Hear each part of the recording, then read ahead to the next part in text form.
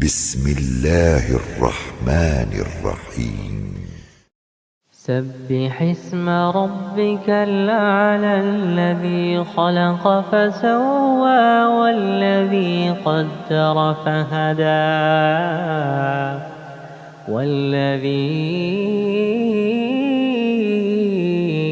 أخرج المرعى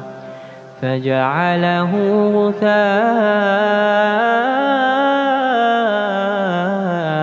نحوا سنقرئك فلا تنسى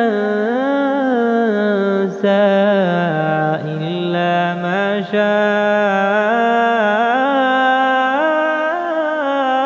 الله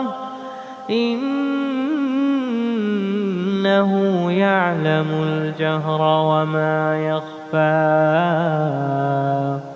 ونيسرك لليسرى فذكر إن نفعت الذكرى سيذكر من يخشى ويتجنبها الأشقى الذي يصلى النار الكبرى ثم لا يموت فيها ولا يحيا قد أفلح من تزكى وذكر اسم ربه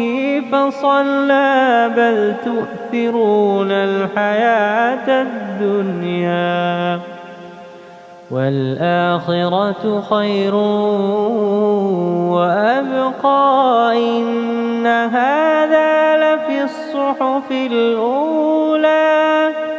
صحف إبراهيم وموسى